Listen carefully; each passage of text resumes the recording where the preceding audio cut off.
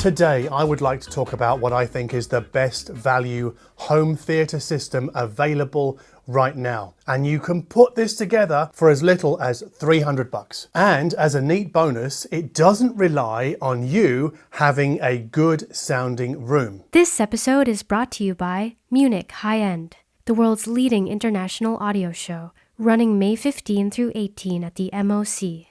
Yep, I think the best value home theatre system available right now is an Apple TV 4K with a pair of AirPods, either the normal ones or the Pro or even the Max. Now, the AirPods connect to the Apple TV over Bluetooth, so if you put the AirPods in your ears, the Apple TV will invite you to pair them. But you've got to remember to hit the TV button on the Apple TV remote to complete that pairing. And for visual confirmation, look for the AirPods sort of line drawing next to the clock in the top right of the screen. Now, if you have issues with pairing, or if you want to remove your AirPods from the Apple TV, you can click to Settings and then to Remotes and Devices and then to Bluetooth. And once you've successfully paired your AirPods to your Apple TV, they should automatically repair every time you use them after that. So you might be asking right now, why would you want to do this? Or why do I do this?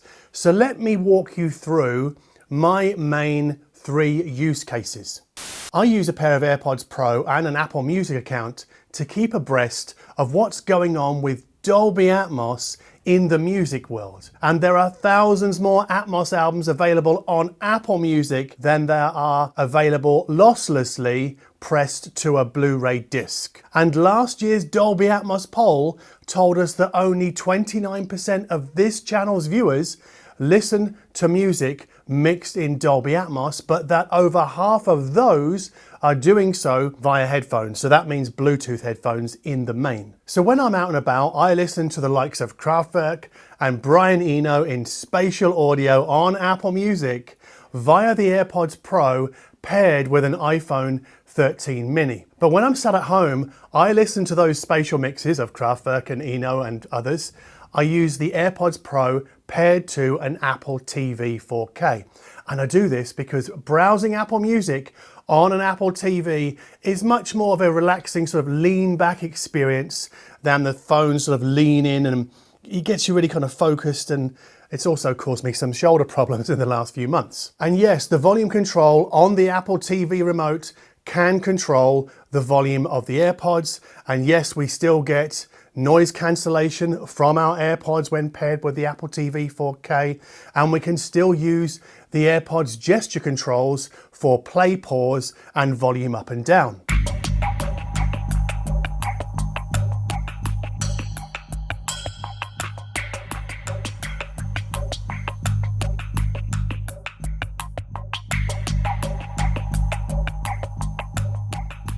Let me take a moment here briefly to head off any sort of accusations of Apple fanboyism at the past, because my daily driver smartphone is an Android, and it has been for over 10 years. Yes, I use an iPhone 13 mini, but I have it because of my job basically, so I've always got an iPhone available. And then on the desktop, I flip between a MacBook Pro and a Windows Surface laptop, and I've done that for the last 5 years.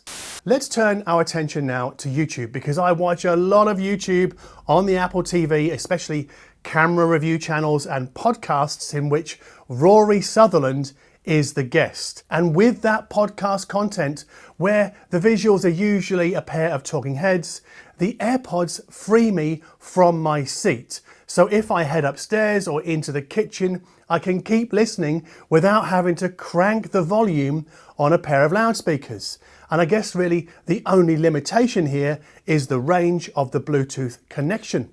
But the main reason I use AirPods with the Apple TV 4K is their ability to binaurally render surround sound in movies and TV shows, specifically those streamed by Netflix and Amazon Prime, where a Dolby Atmos or 5.1 audio track is usually available more often than not. So Netflix makes that availability clear in the show notes, but Amazon Prime does not. Now, regular viewers of this channel will know that I am not a home theatre person, and this is definitely not a home theatre channel. But so immersive is the movie watching experience with the Apple AirPods, I was moved to make this video. So movie soundtracks sound like they're coming out of the TV and not the earphones themselves. And sometimes I even have to pull one AirPod out of an ear just to double check that the sound isn't coming out of the speakers, because there seems to be a really fantastic dislocation between the sound and the source, in this case the AirPods, of that sound. So recently I watched Kill Bill 2 and The Lobster, among others, and noted how the sense of audio height isn't really anything to shout about, but the sounds coming from the front and the sides are clearly locatable in this sort of virtual 3D space.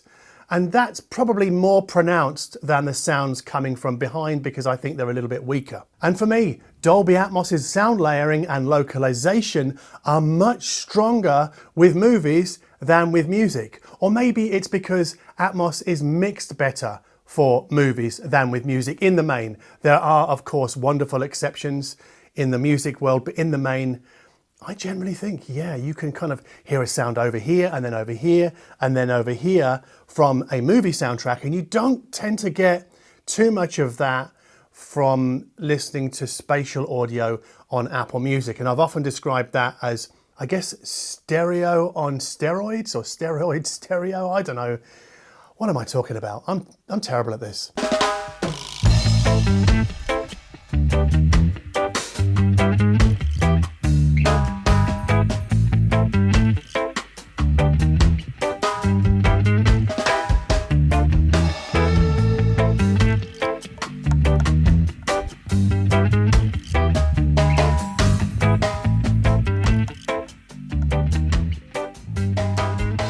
There's a scene in the movie A Quiet Place where Neil Young's Harvest Moon soundtracks a slow dance between the two leads. And that song, when listening to it with the AirPods and the Apple TV, was right there, not right here, but right there in front of me, sort of hanging in free space. And I could almost reach out and, yeah, almost touch it. Now, I'm being careful here not to sound like the god-awful audiophile cliche by saying it was if Neil Young was right there in the room with me, because he wasn't. And it didn't sound like that either. It was just like the song was sort of over there. It was very strange. And obviously AirPods are also good if you want to watch a movie late at night when the rest of the family is asleep and you don't wish to disturb them. But then we have to ask, does this mean that this pairing between the AirPods and the Apple TV 4K is a solo thing?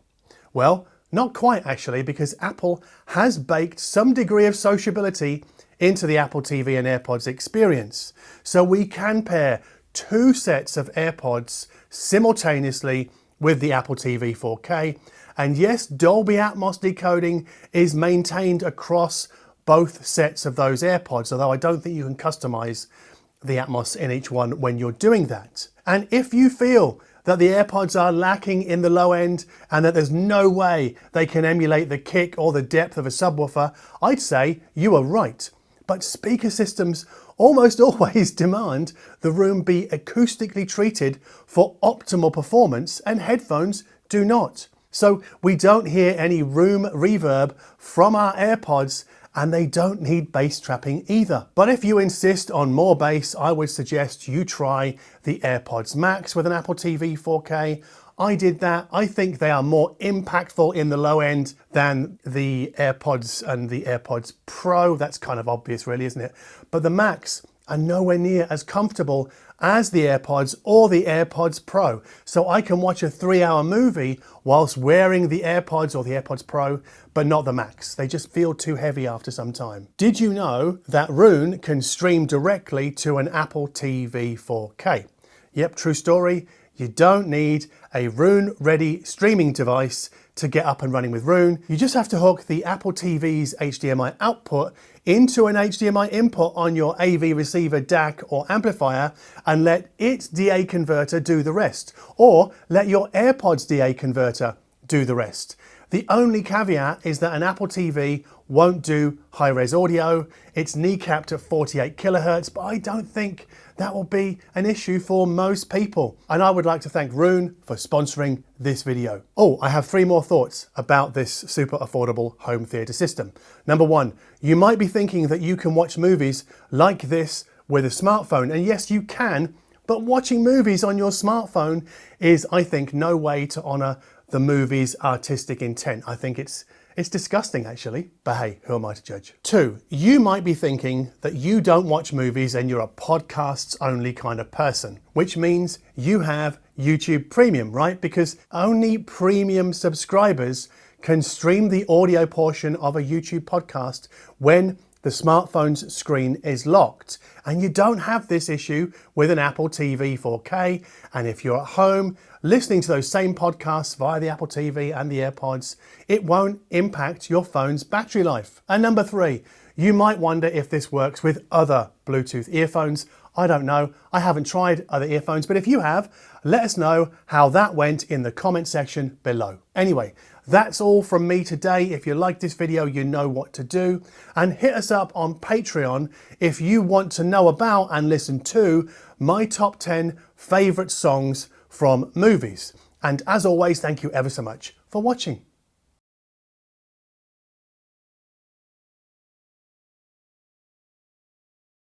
Now, if you have issues pairing your AirPods to your Apple TV, or if you want to remove your AirPods from your Apple TV, you can click to settings and then remotes, and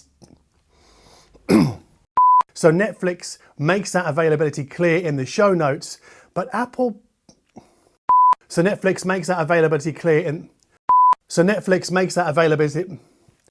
obviously AirPods are also good if you want to watch a movie late at night so that you don't disturb the rest of the family. And obviously AirPods are also really good if you want to watch a movie late at night and you don't want to disturb the